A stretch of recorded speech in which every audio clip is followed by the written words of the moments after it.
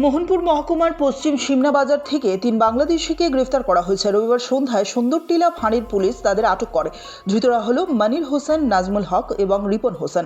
ধৃতদের জিজ্ঞাসাবাদ চালিয়ে যাচ্ছে পুলিশ। এই ঘটনার প্রমাণ করে রাজ্যের বিভিন্ন সীমান্ত দিয়ে বাংলাদেশে অনুপ্রবেশ অব্যাহত রয়েছে। পুলিশ সংশ্লিষ্ট এলাকায় টহল দেওয়ার সময় তাদের পশ্চিম সিমনা বাজার সংলগ্ন এলাকায় লাগেজ হাতে ইতস্তত ঘোরাঘুরি করতে দেখে। তাদের জিজ্ঞাসাবাদ করা হলে তারা জানায় বাংলাদেশ থেকে ভারতে এসেছে।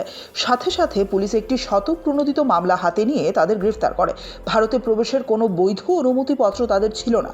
এদিন সুন্দরটিলা ফাঁড়ির পুলিশ আধিকারিক একে জামাতিয়া এই সংবাদ জানান। তিনি জানান, সোমবার তাদের পুলিশ রিমান্ডের আবেদন জানিয়ে আদালতে সোপর্দ করা হয়।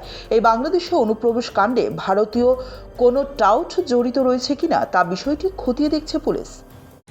আজকে আমরা আমাদের সিদাই থানার অন্তর্গত সুন্দরটিলা আউটপোস্টের ওসি সাহেব, ইন্সপেক্টর ধ্রুবজী রিয়াং এবং ওনার দলবল নিয়ে যথারীতি মোবাইল করতেছিলেন।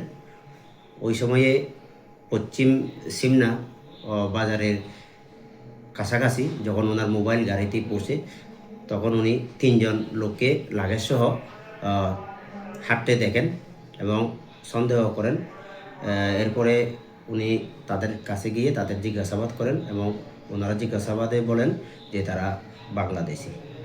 ওনাদের প্রথম জনের নাম মনির হোসেন, দ্বিতীয় জন নাজমুল হক এবং তৃতীয় জন রিপন হোসেন।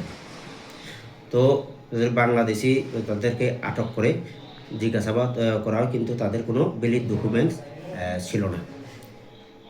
যথারীতি তাদেরকে আটক করার পরে থানাতে নিয়ে আসা হয় এবং তাদের বিরুদ্ধে একটি সুমোটো মামলা করা হয়, যার প্রেক্ষিতে আমরা আগামীকাল তাদেরকে মাননীয় আদালতে আমরা হাজির করাবো।